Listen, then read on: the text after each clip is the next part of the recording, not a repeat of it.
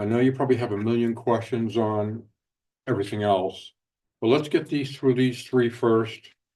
Talk a little bit about it. If you could please just raise your hand when you want to come up to the microphone. Just let us know who you are. That's so we can, because we're taping this, so people that couldn't make it can know who's coming up to the microphone. Okay. So I'm going to open up the meeting to the public hearing. And I would like to start out with reading amendment number 2. We're going to go through these one by one. Bear with us. I'm going to listen to your questions and hear what you have to say, okay? Should we have a roll call? Yeah, before I do that, I want to make sure we got enough members, and let's do a roll call. Rick, can we start with you? Rick Smith alternate. Michael Pell member. Alan Burko alternate. Bill Spence member. John Racine, member. Nancy Knight, member? Catherine Brennan, member. Rich. Rich I'm Reed? sorry, Rich Reed is select board ex officio. Okay. Seven. Seat one. We got 7. Well, they're all. Yeah, going to 5 and see- 2. We need to seat one alternate. Morgan will be on her way, but yeah. Yeah, Morgan's supposed to be here. 4, 5, and 6, you need one alternate. Well, until she shows, I'll see you. Okay. And when Morgan comes in, I'll take you. For. Were you seating, John? We're gonna see Alan for Morgan. And when Morgan shows, because she is on her way, we'll switch them back. Let's see. Okay, so I'm gonna have Kathy read amendment number 2, and we're gonna talk about it. Okay. So proposed amendment number 2. Amendment number 2 would amend Article 3C definitions and Article 5 supplemental regulations by adding a new section to add a process and details regarding temporary construction trailers, and to state that no camping is allowed in town except as permitted in the White Mountain National Forest. Specifically, Article 5 supplemental regulations. Remove the following language from L: trailers, snowmobiles, boats, and commercial vehicles. Number 4, construction trailers may be permitted on site only during the construction period of a specific building and shall be promptly removed following occupancy. Efforts shall be made to screen such trailers from public view. Add a new section to read as follows. 5, temporary occupancy. Number 1, approval may be granted to a lot owner by the Board of Selectmen or their designee to allow the placement of temporary construction structures, such as those used for office, storage, or waste disposal, in conjunction with a building permit. Such temporary construction structures may include, but not limited to, trailers, mobile homes, portable storage containers, shipping containers, construction dumpsters, and/or portable toilets. Temporary construction structures may be on the property subject to the building permit or an abutting property that is either under the same ownership or for which written permission for such use from the owner has been documented. The Board of Selectmen or their designee may, at their discretion, grant permission for temporary construction structures to be placed within setbacks. Approval for all temporary construction structures shall expire when the building permit expires. Number 2, no overnight occupancy of a camper, trailer, motorhome, or other recreation vehicle or tiny home on wheels is permitted in Waterville Valley, except as permitted by the U.S. Forest Service in the White Mountain National Forest. Add to Section 3C definitions. Quote, recreational vehicle, unquote, a recreation vehicle, unquote, shall mean a self-propelled or towed vehicle that is equipped to serve as a temporary living quarters for recreational, camping, or travel purposes, and is used solely as a family or personal conveyance. And that's per RSA 259:84-A. Thanks, Kathy. Mhm. Okay, wow. Anyone have any thoughts, any questions? We're here for you to listen to what your thoughts are on this amendment. Yes,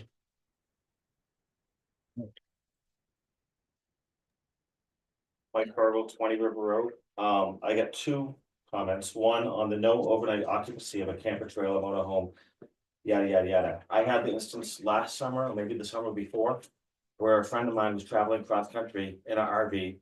And they parked it on our property and they chose to live in the RV for 2 days because they didn't want to take all their stuff out of the RV to move into our house, which they could have.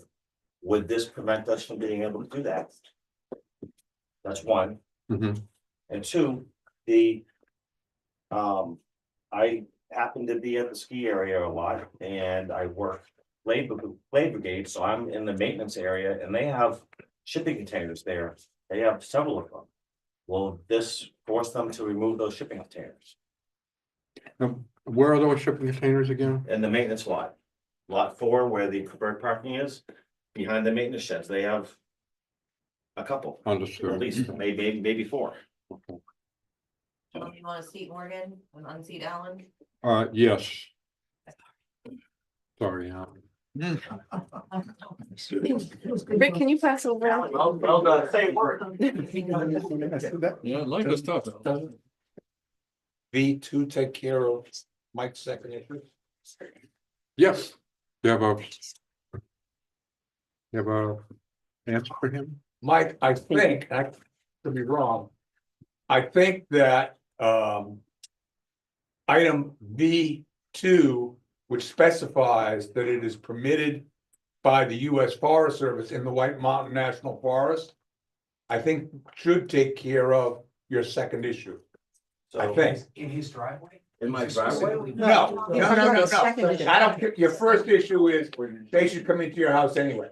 But your issue with regard to the things that are up on the mountain. Yep. Mountain is would be dictated to by the US Forest Service. And item V2, A V2 seems like a different clause to me. B2 is the motorhome, after the recreational vehicle, home wheels permitted on about. I don't know what's up there. I mean, it's, No, B2 is the one that I'm concerned about, that my friends that were visiting to California, I don't care. That's a different thing. I'm concerned about, you said that there are things up in the maintenance that would area. be part B1. Yeah, that's. About the V1. containers. B1 doesn't say anything about the national forest. And everything here states temporary.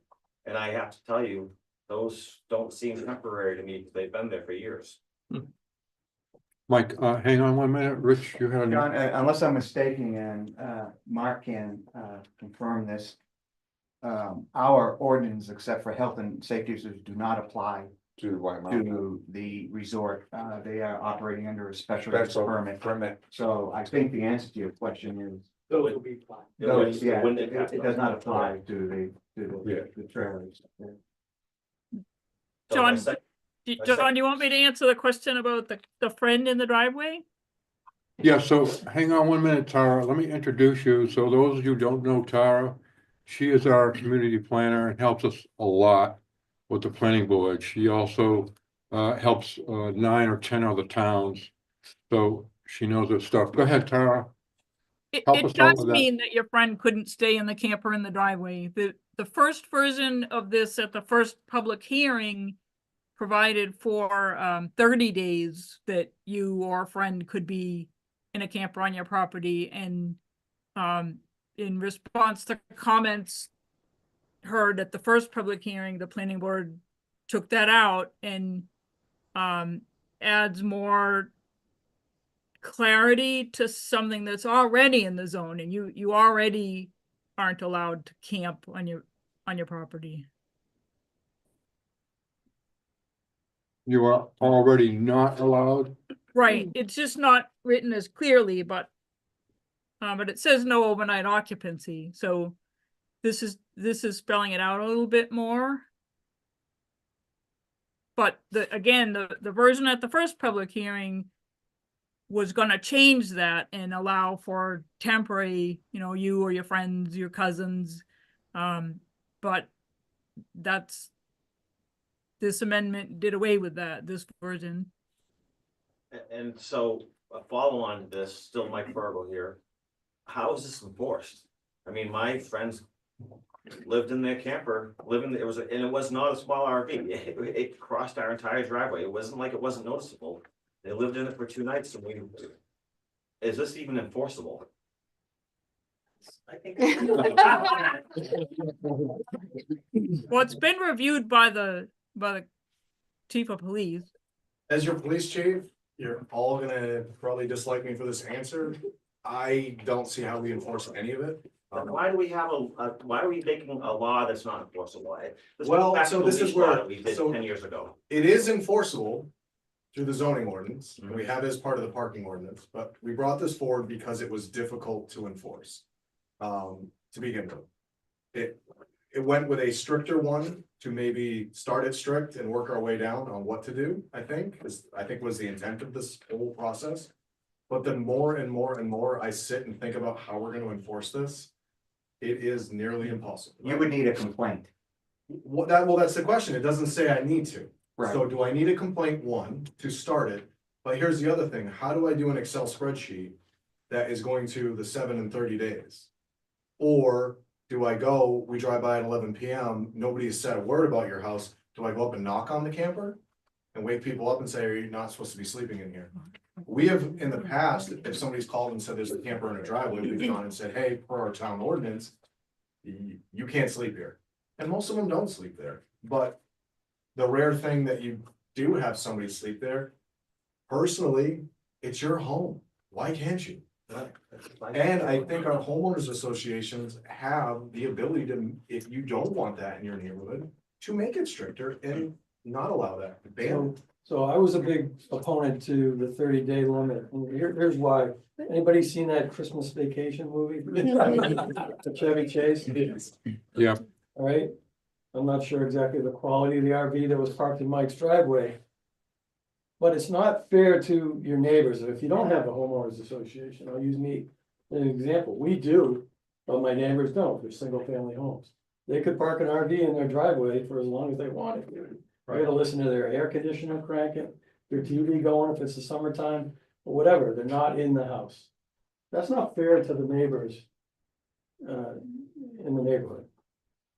Or the abutters, whatever you wanna call them. So I argue pretty hard about getting rid of this no camping in the driveways thing. But does that come back to noise? So here's the other thing. We have a noise ordinance, we have a light ordinance. The only way those two things get enforced right now, as far as I know, because I've been told this by others, is by complaint. Correct.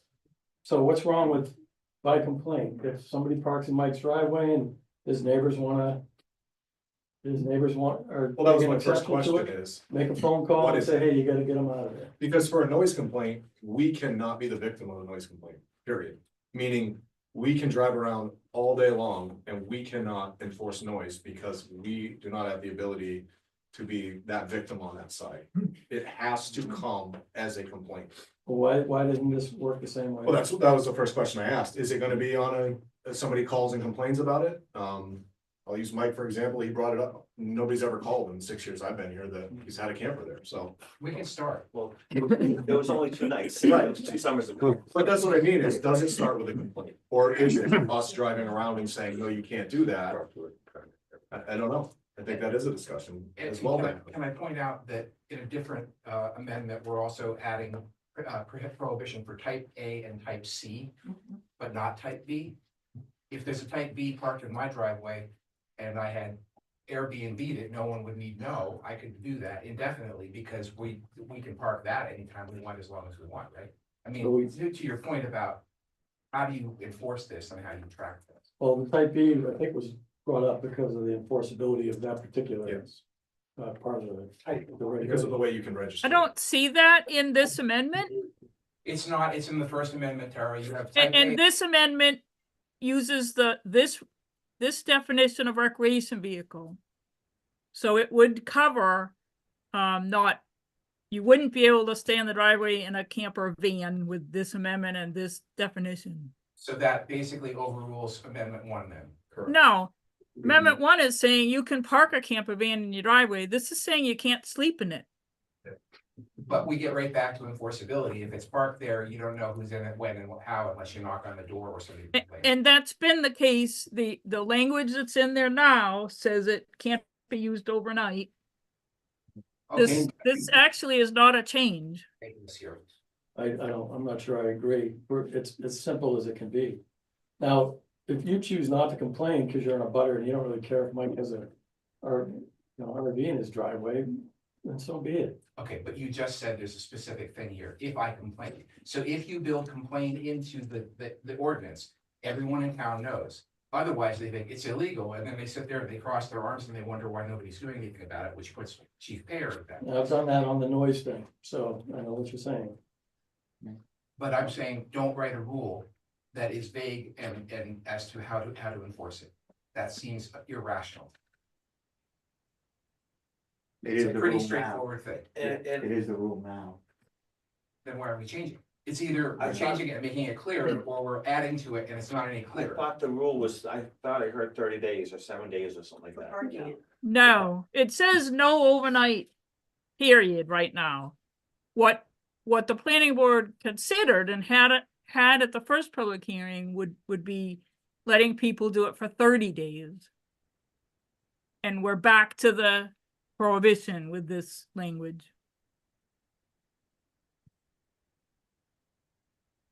And noise isn't necessarily the panacea solution either.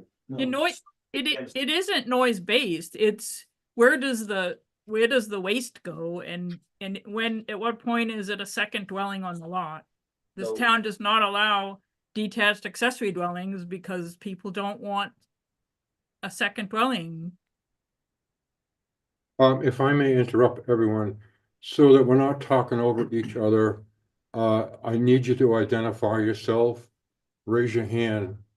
I'll let you know if you can talk. If we got a bunch of hands up, I'll zero in on you, but I really need your name so that everyone knows who we're talking to.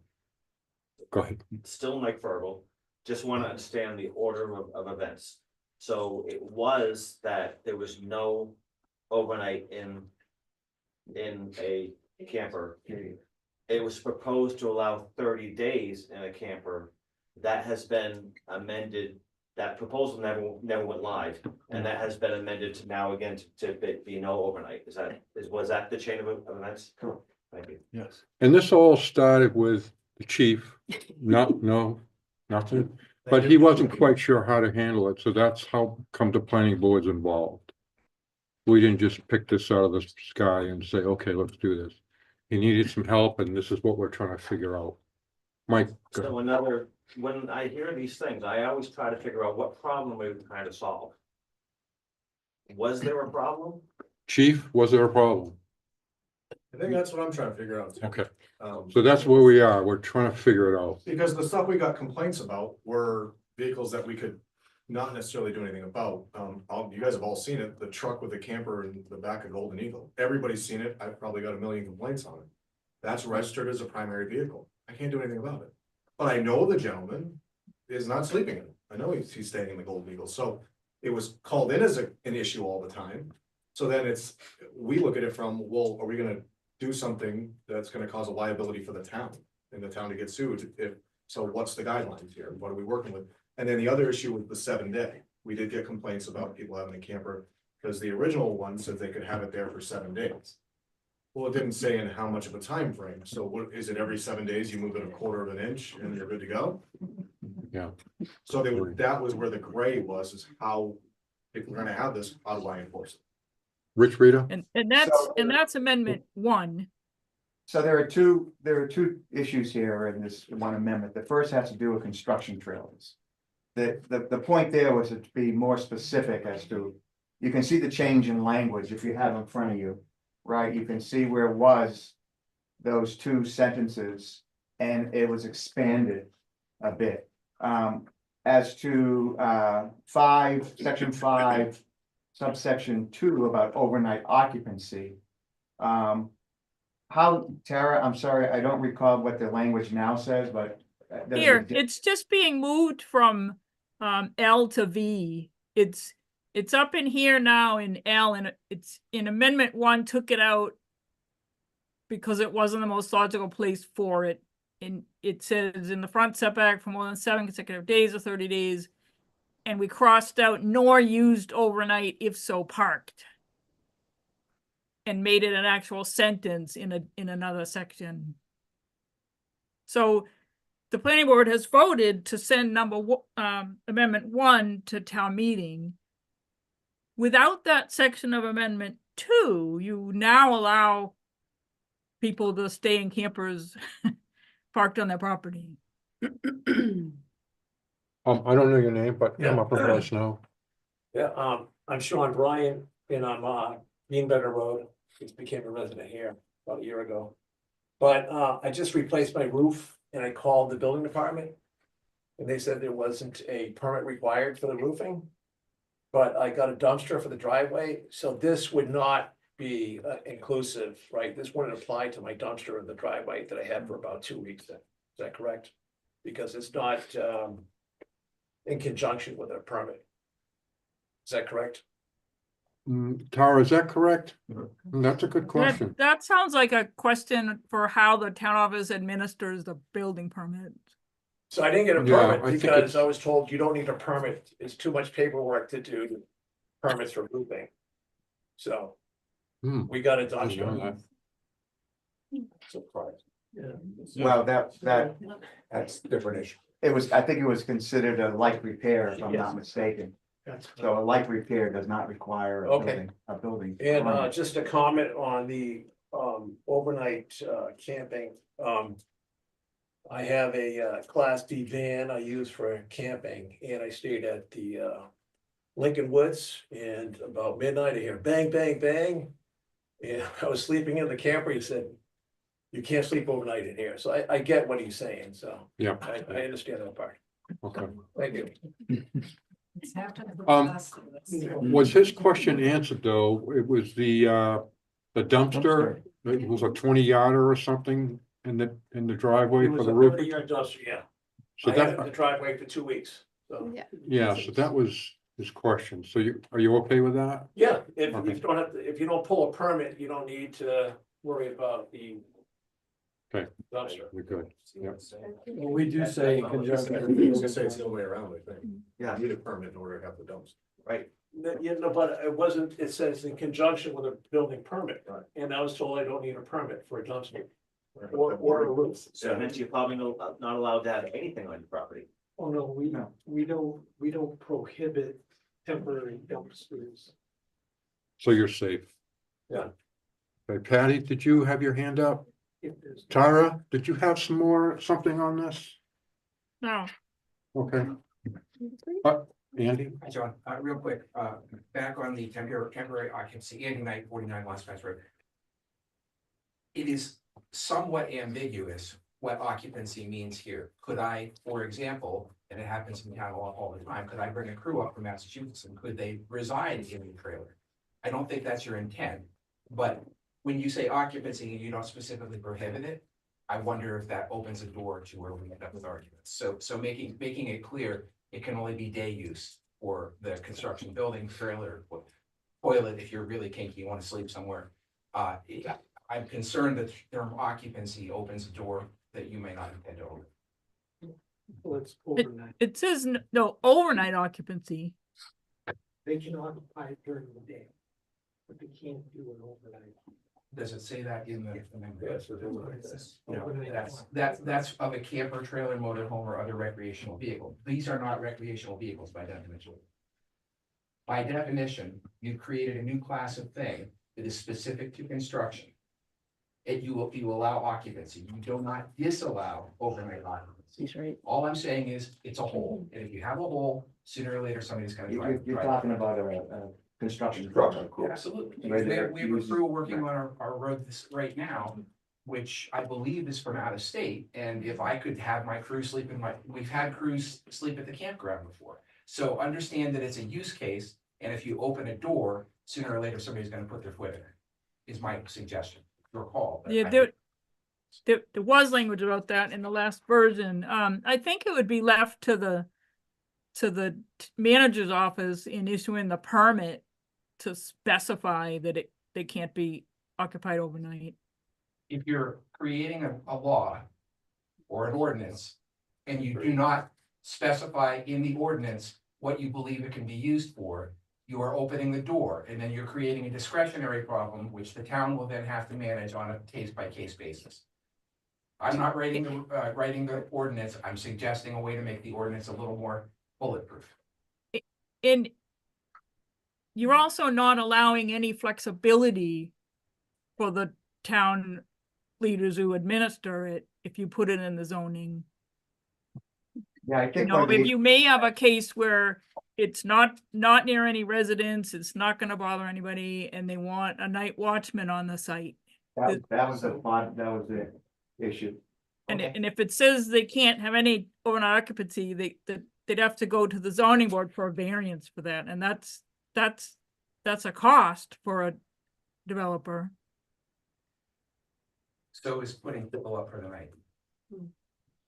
Mike, you got your hand up? Yeah, I have a recommendation. I think temporary occupancy, 1 and 2 are separated enough that they're not commonality. I would recommend that we make these 2 warrant articles, not 1. Because if you want them to get them both going, somebody may not agree with 2 and then say no, and you may not get 1. So if you separated them out, I don't see how these 2 are even closely related to each other, 1 and 2. They were the leftovers when we modified one, that's what There's happened. been enough discussion here that I think it warrants, if you want these to pass, you're better off having them separate than if you have them together. Because if you have them together and somebody feels strongly on 2, 1's not gonna pass. Good point. So just so you know, again, we're taking in all your information here tonight, and we're gonna deliberate on this on Thursday, whether we go forward with it or not, so that's what we wanna hear, is what you guys have to say. Everyone good with that? Yep. Mr. Spence? Yes, indeed. Okay, kid. Anything else on this? Cindy, anything? Nothing? Tara, any more comments on this? No. Amendment number 2? Sorry. Patty. Oh, Patty, go ahead. Reading the selectmen's ordinances, ordinance number 25 about parking has a whole section about that relates to amendments 1 and 2. What's gonna happen to that? Is there gonna be a warrant article at town meeting to update the selectmen's ordinance? It's gonna have to be. Cause the law enforcement, so the enforcement aspect is twofold. Zoning is civil, which would be Dave Noyes. And if he's playing the code enforcement, if he's being a police officer, it's another parking ordinance. So this is where the struggle is to enforce it. We've put it in there to enforce it, but then the more calls we got. That probably opened Pandora's box by bringing it in there, because when we were getting called prior, we couldn't enforce it with police. So I put it in the parking ordinance to enforce it. Then we ran into issues enforcing it. That's why I came back saying, what do we do? So yes, we would have to change that in order to. And at town meeting, would it then depend on how the vote went during the day for the zoning ordinance as to how you amend the warrant article? That would be Mark's question. Mark? Mark, Mark, does the park, I don't think the town's parking ordinance has to go to town meeting. Yes, it was adopted by town meeting. Yeah, Oh, well, the parts that are from the zoning ordinance are for information only, because the select board doesn't have authority over parking on private land. Mark has So something. administratively, we'll check with council. We can make it a late enough warrant article so we'll know the results of the vote. And if it doesn't need to be amended, it won't be, it'll just be tabled. And then if it needs to be amended, then we'll match whatever passes. So we can set up the warrant so that works. Okay, And I'll check with town council what we need to do to make sure, like Tara just brought up. We'll check to make sure that we even need to do it at town meeting, but I believe we do because it was adopted originally by town meeting. Chief, hold on But one. I think another quick thing, sorry, that Tara just said is that needs to be addressed is, can we enforce it if it's not on municipal land?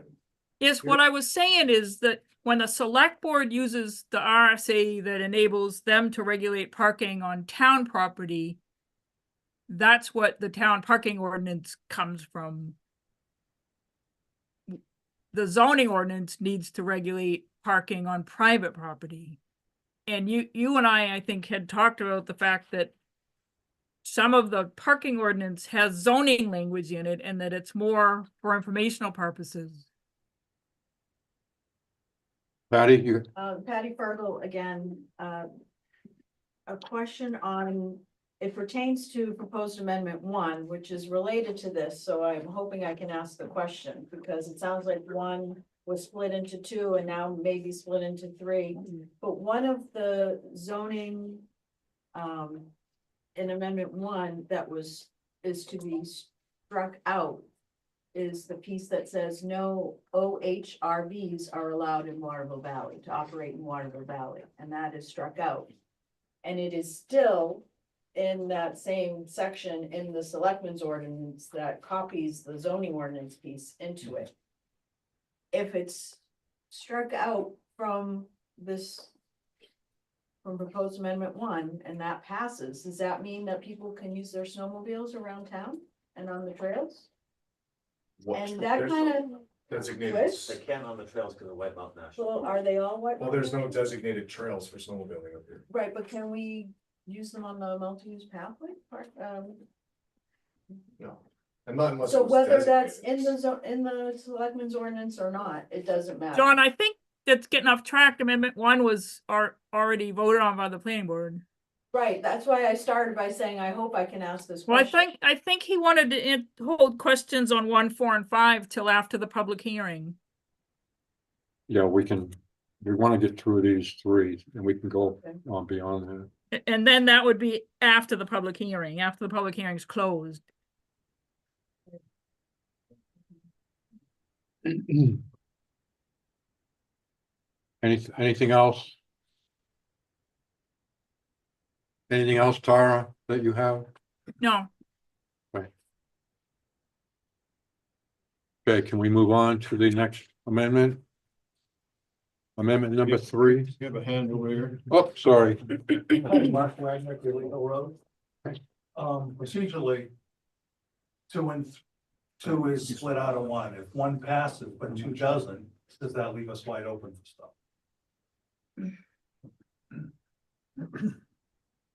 Because you pulled stuff out to make it a separate amendment. So if 1 passes, 2 doesn't.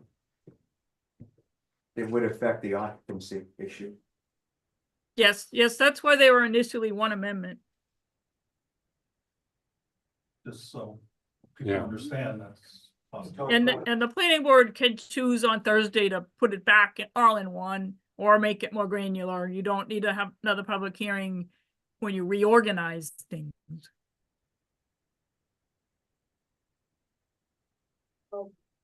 Patty? My feedback again would be that, what you have under V2 for overnight occupancy is still a separate thing than the trailers and the where you park your RVs. That's right. The overnight occupancy, I said this at the last public hearing, I still think that's a separate thing. That people will vote based on that regardless of what else we have there. Mhm. A good point. Again, we're gonna go over this again on Thursday. So we can deliberate on all of this. Okay, one more time. Anything more on amendment 2? I'd like to move on to amendment 3. And I'm gonna have Kathy read it. Proposed amendment number 3 would add a steep slope overlay district comprised of slopes greater than 15% where for any site disturbance greater than 1,000 square feet, a stormwater management plan to prevent increased runoff and erosion and sedimentation would be required in order to receive a conditional use permit from the planning board. Specifically, the following new section would be added to Article 6 and Article 6, okay. Oh, would be renamed overlay districts. Section 6, steep slope overlay district. A, Purpose. The purpose of the steep slope overlay district is to protect national topography, drainage patterns, and vegetative cover, and reduce damage to the town's surface water resources and storm water management and transportation infrastructure from the consequences of inadequate on-site stormwater management. B, relation to other districts, where the steep slope overlay district is superimposed over another zoning district, the more restrictive regulations shall apply. C, delineation. The steep slope overlay district shall apply to all areas with a slope generation that is 15%, as shown on the latest USDA NRCS soil survey. Development where the proposed site disturbance is greater than 1,000 square feet shall require a conditional use permit from the planning board prior to the issuance of a building or zoning permit. When a boundary of the steep slope overlay district is disputed either by the planning board, an administrative official, or an applicant, the applicant shall provide a plan stamped by an engineer or surveyor licensed in New Hampshire, showing the grade of the area to be disturbed along with the area within 50 feet of the area to be disturbed. D, definitions. Erosion. The wearing away of the ground surface as a result of the movement of wind, water, ice, and/or land disturbance activities. Sedimentation. The process by which sediment resulting from accelerated erosion has been or is being transported off the site of the land disturbing activity or into a lake or national watercourse or wetland. Site disturbance. Any activity that removes the vegetative cover from the land surface. Slope. The degree of deviation of a surface from the horizontal, usually expressed in percent or degrees, rise over run. Vegetative cover. Grasses, shrubs, trees, and other vegetation which hold and stabilize soils. E. Application requirements. A plan prepared by an engineer licensed in New Hampshire must be submitted showing the following. Number one, the area to be disturbed in 2-foot contours. Number two, existing and proposed structures. Number three, the specific method that would be used to control soil erosion and sedimentation, soil loss, and stormwater runoff, both during and after construction. 4, a grading plan for the construction site and all access routes. F, performance standards. All uses permitted in the underlying district will be a conditional use in the steep slope overlay district. All development, including grading, clearing, and construction of driveways, shall provide for the retention of native topsoil, stabilization of steep hillsides, prevention of erosion, and consequent sedimentation of streams and water courses. Peak stormwater discharge from the site after development shall not exceed pre-development levels for a 50-year/24-hour storm event as reported in the Northeast Regional Climate Center's extreme precipitation table or other source based on current data and trends acceptable to the planning board. Existing drainage patterns will not be altered in a manner to cause an adverse impact on neighboring properties, town highways, stormwater facilities, or surface waters. G, Conservation Commission review. A conditional use permit shall be granted by the planning board upon a finding that the proposed development actively will be undertaken in a manner consistent with the intent of the ordinance. Prior to making a decision in the application for a conditional use permit, the planning board shall provide the Conservation Commission within 21 days to review and make a recommendation. The planning board may obtain any other professional expertise deemed necessary to assist in their finding. H, costs. All costs pertaining to the consideration of an application, including consultants' fees, on-site inspections, environmental impact studies, notification of interested parties, and other costs shall be borne by the applicant and paid prior to the planning board's final action. Should brought water. Okay, that was a lot. Any thoughts on this? Any questions? Any? Yeah, Andy, go ahead. First off, thank you for, I know you've already amended this in response to feedback you've gotten, and I think it's great that you guys were responsive, so I just wanted to say that up front. I don't have a dog in this hunt, but a couple questions that came to mind for me. Is there a map of the affected areas? One of the problems with all of these discussions is most people can't visualize the areas that are impacted. So you're asking people to vote on an intangible. So if there's a map, could we share it? Can we publish it? Can we make it known? So people understand, oh, you're referring to the Moose Run slope, for example, or anything like that. Question number 10, I can pass this. Question number 2, how many current properties are affected by this change? Are we talking 1 or 2 potential properties in town? Are we talking half the property in town that's left buildable? These are things that people probably are going to need to know to make a sensible vote. Number 3, can we get a better definition of site disturbance? What constitutes removing the vegetative cover? If I live on a slope and I cut a couple of trees to improve my view, am I in violation of this ordinance potentially? If I'm Mike Fergel and I go out and I harvest my cucumbers and my tomatoes and they're on a slope, and they are, am I somehow falling afoul of this? This is the kind of questions that reasonably you gotta understand before you vote on this. So, I'm only being mildly flip here. I think you've done a good job of rewriting it. I certainly understand the impetus behind this to control sedimentation and everything like that. But there are some vagaries in the definitions, and I think people reasonably are gonna wanna know, what are we talking here? Who's impacted? Where in town is the impact? Yeah. My understanding, and Tara, correct me if I'm wrong, it really only impacts, it could be either, I wouldn't think that there is specifically a map. It's if you want to build something that's going to be bigger than or disturb an area more than 1,000 square feet on a slope that's greater than 15%. So that's only when that's when this kicks in. So This is undeveloped land today. or like not necessarily. I don't know who would be grandfathered in, but like if it would be a new, if it's someone has, let's see, and Kara, please jump in here. Let's say somebody has a house on 3 acres of land, and then off to the side, they wanted to build a structure that is more than 1,000 square feet, and it would, cause a 15% grade, then they would be subject to this, correct? Right. Right. And we do have the map that we could, if people want to see Yeah. it.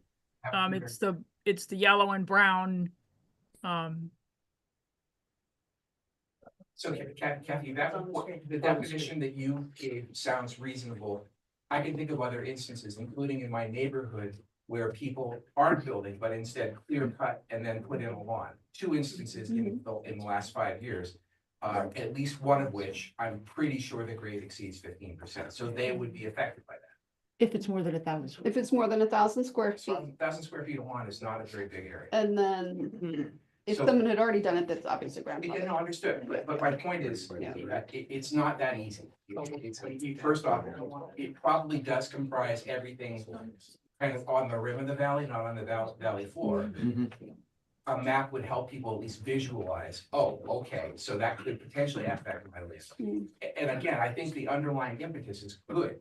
What you're doing is the right thing to do. And the language, as I understand it, is much more kind of flexible now than it was a month ago.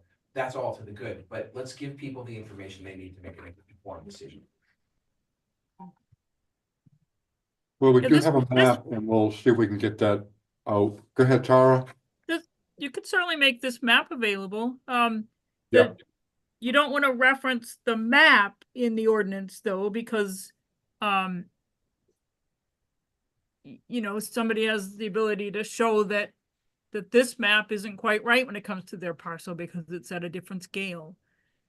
But this certainly indicates what parts of town people might need to think about this if they're adding a garage or even a big, garden shed or whatnot. Okay. One addition. Deborah Wenger, and I think Andy makes a good point in the sense, I think it needs to be really clear, as to whether this is applying just to construction or also clearing of land. I think that's important to make sure that people understand what the intent is here. Is it one, the other, or both? Okay. The thing is, this is a zoning ordinance. And it applies to the things a zoning ordinance applies to, like getting a building or zoning permit. You don't need a building or zoning permit to make your yard bigger. But if the. Andy, one Sorry, minute, please. I'm sorry. Mark Wagner, so I'm definitely in that zone. Is it 1,000 square feet per occurrence, so could I put 3 900 square foot things in? And disturb the grade, or is it for a lot or whatever? Tara, I believe that's per lot, is that correct? It's gonna be per permit, so if somebody wants to game it like that, they can, but it would be per permit. Per permit. So you could do it 3 separate years?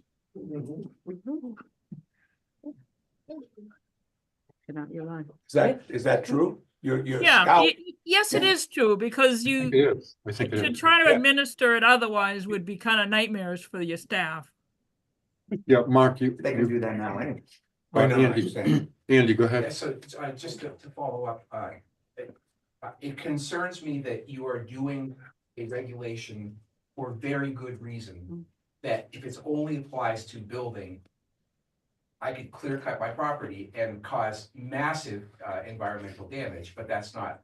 I think you're only achieving part of your goal if that's how it's written and or works. And yeah, I've taken a note here because I think what you have to say is very important. We have to debate that or discuss it Thursday and decide what to do about that.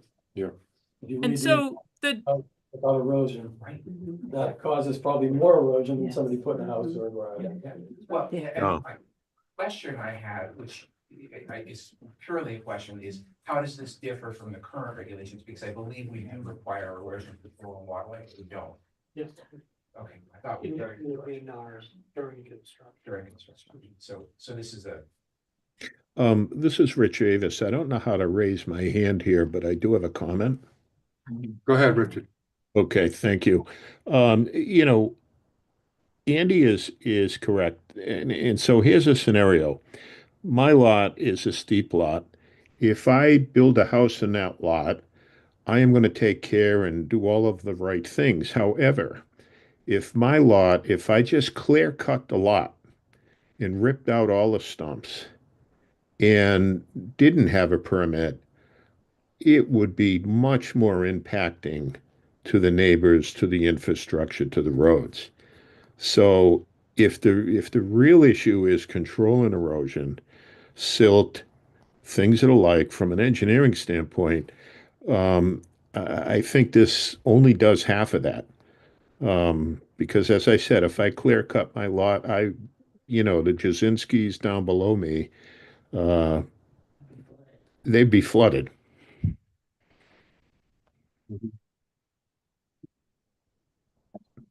Yeah.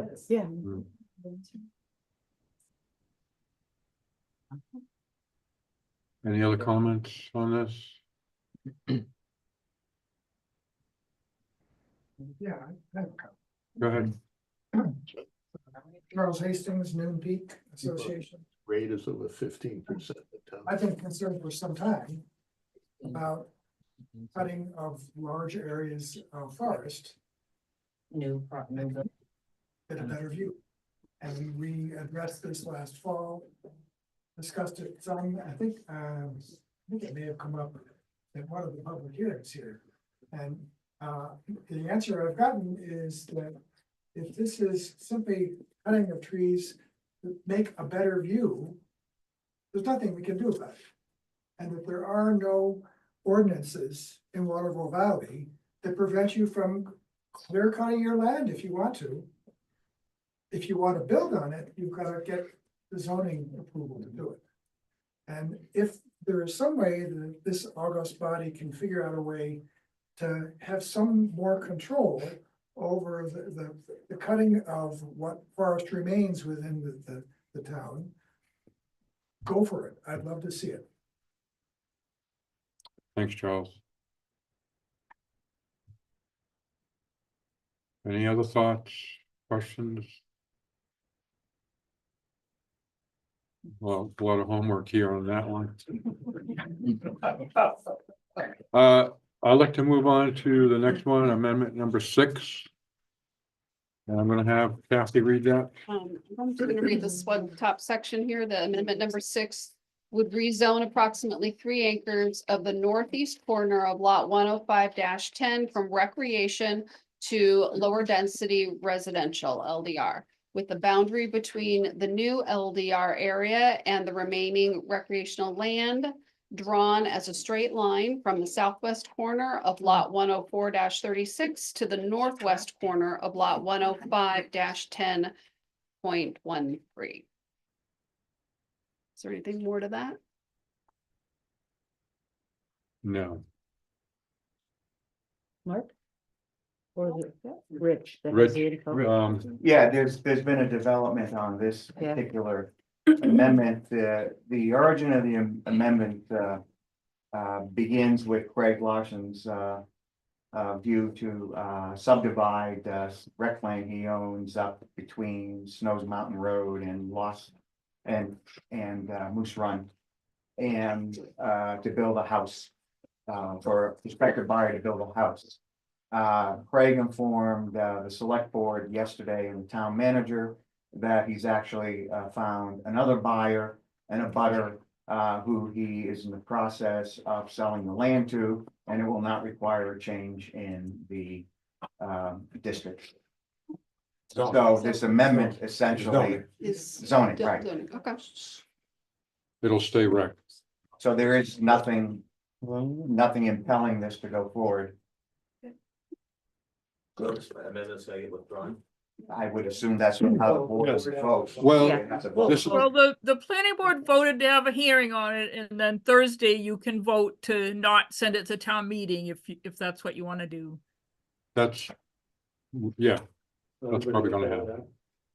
But because we posted it as a public hearing, we had to leave this on and read it to you. But this is the development that's gonna And- happen. And John, and see if there are any comments in case the plan field changes again by Thursday. Yes, Yeah, I have a question. just your name one more time. Sean Bryant from Sean, Bean Bender thank you. Road. Just as a litmus test, because I think this is if this did pass, it would be a dangerous precedent to change recreation into residential. Who would oppose such, just to could raise your hand, who would oppose such zoning change? In the room, In general, or? in general, yeah. You mean like changing rec land to LDR, is that what you're talking about? It's non-binding, I think he's asking for Oh, something. It's not mine, I just wanna see what. You're asking a question that the planning board can't really answer. I mean, I'd like to know No, I get specifics. it, I just wanna see. You just want a sense of the room? Change rec. We changed zones before. Wasn't Moose Run? It was, Moose Run was village commercial, or changed to lower density residential. Part of that village commercial was changed to rec sometime later. Yeah. So I can't answer that No, question. I'm just personally. asking in the room because that's why I was here. Yeah. To find out.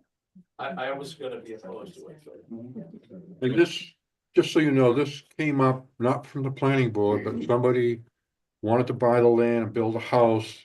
Wasn't enough land to build that house, so we wanted to buy Craig's land, Oh, and it became a balagan. Yeah. You know what But that? the planning board supported it. It's not Yiddish, we don't understand it. That's Oh, right. Going to town meeting with it. Right. No, to the public hearing. So that Right. we could hear what people have to Right, say. correct. So hang on, board members. Charles is up. Yeah.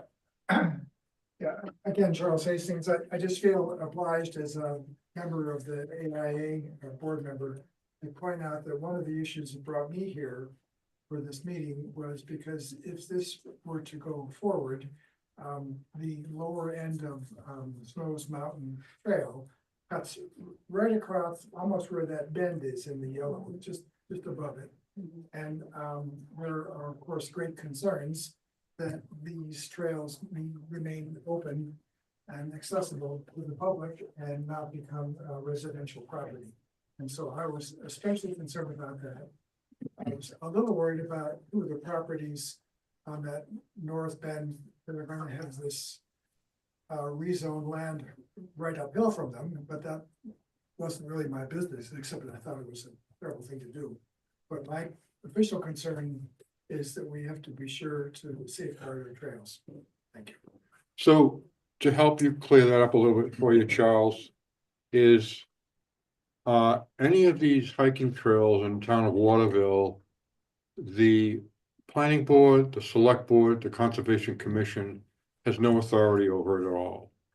It's all private land, so even the mountain, there's cross-country ski trails.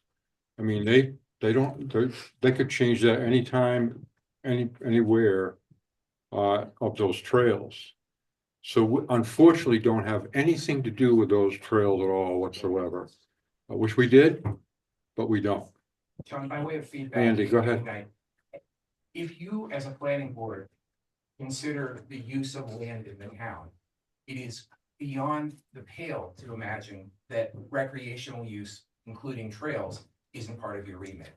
It's beyond imagination that you wouldn't consider that when you talk about changing something that is zoned recreational to some other use. I understand that you don't feel like it's your remit, but as a citizen of the town, I would expect that that's exactly what you would, and you might still say, no, we believe there's reason to move forward. But if it's not considered as part of land use, why are you a planning board? I don't understand. It escaped my imagination. Well, take for instance, Nelson's Path. We all love that path. It's gone because it was on private property. There's nothing we can do about it. The original Boulder Path is gone because of the Cascades development. Sure. Part of Upper Criterion, Lower Criterion is gone because of the development in Moose Run. But this is an issue that It is an issue, but you you can have no stop it. control over. You do have control. You can stop it from proceeding to happen. We can. Yeah, if you let the zoning change, then it can happen. It's an easement. It's an easement. An easement. Okay, but unless the current owner or the subsequent owner closes it down, and sorry, we can have a cordial conversation. Mark. But the point is, if somebody builds a house in the middle of the Criterion Trail, because they can, de facto, you've changed the land use. So it seems to me that recreational use is in Waterville Valley, of all places in New England. I know. A very big part of our land use, and Yeah. you as a body can consider it when you talk about, somebody comes in and says, you know what, I'd like to build a house in nowhere. We haven't in the past, I guess But I'm if perfectly it's zoned for that, it's permitted for that zone. sure, Nelson Path, which you're right, you know, I miss it. Loved it, yeah. Yeah, it's a great little path, but that, they didn't have to change the zoning to build condos in the middle of that. Going forward, if it's a recreational land use and we build a house in the middle of it, we had to make changes. And I believe that the gentleman's correct, you know, but I said to the room, most people, if they understand it, probably wouldn't support it.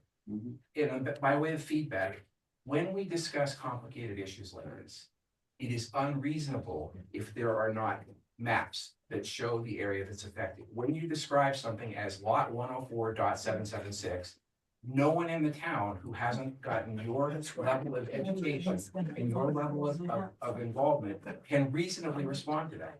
If I go to town meeting and it's a lot that I don't understand, we as a town tend to support whatever the planning board brings. So please, in the future, let's be very clear. Let's provide maps. The map that we showed before of the slope. People can look at that and go, okay, I get it. People could look at this map. Well, actually, they can't, because this map is not detailed enough to show the trails, or it doesn't show the abutters. So if you understand where you are and you're good at reading maps, maybe you know where that is. Craig Larson, to his credit, has provided much higher resolution maps with information. It's important. You guys, I know, thank you so much. It's a volunteer job. You work really hard. I'm not kicking your asses, I promise. But please, when you communicate stuff like this, you've got to put maps, pictures, things that translate to civilians, because most people don't have your level of knowledge or your level of interest. Sorry, I'm done with my rant. Thank you. John, can I just say something? I don't think any of us feel like we're getting our ass kicked right here. This is refreshing. I've been on this board for about a year as an alternate. This is, I think, the most people we've ever had in one of our, I don't know if you guys agree. It's partially because you gotta publish your agendas, because I think people do care. We Like- do. We do. This is like Rich, I know, but if it's on the town website, that's not published. The reason people are here tonight in part is because I put it up on Facebook. Yes, yes. It's. It is the voter's responsibility No, to be an informed voter. Sure, Rich. And the town did notice properly. Now, I'm not disagreeing with you that maybe there's more we can do at times. But it's I don't want to say a two-way street, but it takes a voter to become informed. I agree. And I think that's part of the equation too. I think we have a problem on a national level at that as well. I think we can agree firmly. However, you guys are in charge of a unique responsibility, and unfortunately, part of that is probably a little bit for you. And I will volunteer, John, if you want. I'm happy to put stuff out there. But if it's on the town website, it disappears. Most people don't go to the town website on a regular basis. Mhm. And it can be frustrating to them to find it. I get it, you know. Yeah. Also, a meeting minutes, please. There are no meeting, or until the last I checked a week ago, there were no meeting minutes from the last 3 meetings. So even if I were concerned or interested, I gotta wade through 4 hours or 6 hours of YouTube, and that's probably not acceptable. asking too much. Because they're not approved. Once they're approved, they get put up on. Why can't we put draft? Because they're not approved. Why No, can't we you put can't. draft? Yeah. You can request a draft. I'll tell you, If it gives you. a bit If I personal. request it, put it on my own website then? No, I can do that. It's a public document. Yeah. Nonetheless, thank you for posting that on the news and views thing. I saw it. I liked it. I appreciate that you did that. We Can I- work on that. Can I interrupt everyone for just a moment? Mark? Could I interrupt everyone for just a moment? So I'd like to go back to this amendment number 6. Let's get through this. We'll close the public hearing for these 3. And if we have more discussion to talk about trails or anything else, we can do that. Okay, we good with that? So anything else on amendment number 6? We pretty much know what we're gonna do with that. Find out Thursday. Yeah. But okay, I have so, a question. oh, Did, this is really for the public. I understand, but did Craig Larson withdraw his request for this number 6 amendment? Well, yes, Good, that's it, case closed. so we can I actually. think we know how you're gonna You vote. gotta vote on Thursday. I understand, Yeah. but he's the one who precipitated this in the first place. If he withdraws it, But we don't have a lot more to discuss. No, so that's why I like to close this part of the public hearing and move on to other questions that you may have that don't. We've gone past these, so if there's no more questions on amendment number 6, I'm gonna close this public hearing in regards to these 3. And we're going to go forward with any other questions you may have on such questions as trails and anything else like that. That will help us as a board to make decisions. I think we kind of went beyond what we should have with the trails, answered some questions, but it was good. We needed to all get that out. Andy, anything else? Mr. Knight? Not on, I do have a couple other questions, there. I'm sorry, I don't, you can do that. Not the beat reporter. We used to have a beat reporter here. Yeah, it would be, Yeah. I had a couple of questions. And we can either do it here, or we can, John, you and I can give this, whatever you prefer. On amendment 1, I was curious, and thank you, I think Chief Pear actually helped out with the impetus for the changes. I was very curious as to why the exemption or the apparent exemption of Class B is, when we were talking about A and C. Because it's I mean, I think you're creating the potential for, a hole. But is it, because then it says or other recreation vehicles, so Well, it's no, class but it- B but- included, it but- says class A or C, but then it It says does, or it other. does sound below, but up here, it's actually specifically exempting for whatever the first would be. I'll explain why. You're correct, you're well. You're right, you are correct. Correct. It was purpose. Last And page. There's a reason. I assumed there was, but this is in that, back in the transparency book, right? Yeah. On amendment 2, we talked about that, now, right? Amendment 3, steep slope, we talked about amendment 4. Is there a map of the affected areas? Again, everything that you guys, from what I can read from outside, what you're doing is smart, appropriate, right? But absent a map, nobody knows what the hell you're talking about, so. Okay. So please, if there's a map of affected areas for the floodplain management. that The, would be the great. floodplain map is on the town's GIS. That's too much. Assume for a second that I'm a sophisticated user who actually goes on the town website several times a month. And if I didn't find it, Tara, it ain't there. It doesn't exist. Yeah, well, what I'm suggesting, the planning board could put a link to it with these amendments on a prominent place on the town website. Tara, You my don't lar- need to create something new. Tara, my larger point is, if you're asking 500 people to vote on something and they don't know what they're voting on, nobody wins. So we've got to find a way to make it more visible and easier to get to, or something. Let us talk about that, Andy, when we get into Thursday's meeting, and we'll try and resolve some of that, okay? Thank you. Amendment 5. First off, it's not Cochran's Pond, it's Corcoran's Yeah. Pond. You're about to make a law about a pond that doesn't exist. Does the implementation of shoreline overlay affect any existing properties or structures, and our current structures grandfathered? There's no mention of bridges other than stream crossings. For example, and you know, our friends at the AIA probably care about this. If the long proposed pedestrian bridge out at Depot Camp ever happens, does this regulation block it from being constructed? Okay, but Forest Service. okay. Forest Service. Do restrictions on chemicals impact how either the resort or the golf course operate today? I mean, these are just, State law. okay, the State state law, federal law. the state law supersedes it, but why are we writing in rules back then? See, that's my question. I agree with what you're trying to Yeah, do, I but think it it's seems like mirrored. you're opening a can of worms. We'll talk about it. It was meant to mirror. Okay. Mirrors. And last but not least, same question, is there a map of the affected areas for the new shoreline, shoreline protection? There is. Okay, we gotta make it this. Yep. Okay. That's it, thank you. Tom, did you have something? Tom Myers, Lost Pass Road. I have a very simple question. Cause I'm confused.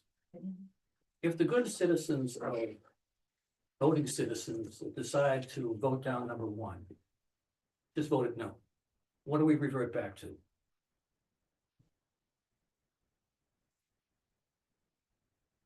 No? The original. Language that's crossed out in red. Yes, the original. Original language. The original language exists now. Yeah. Yeah. The red line All the red stuff lines. is what exists now.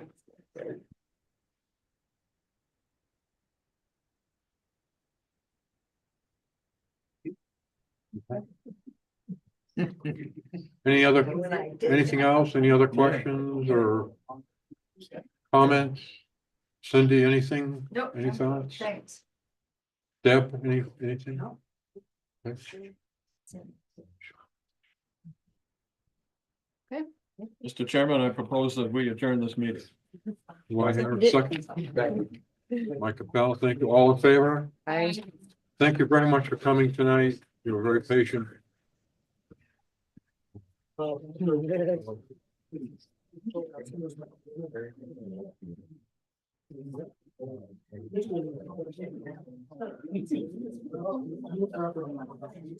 Yeah.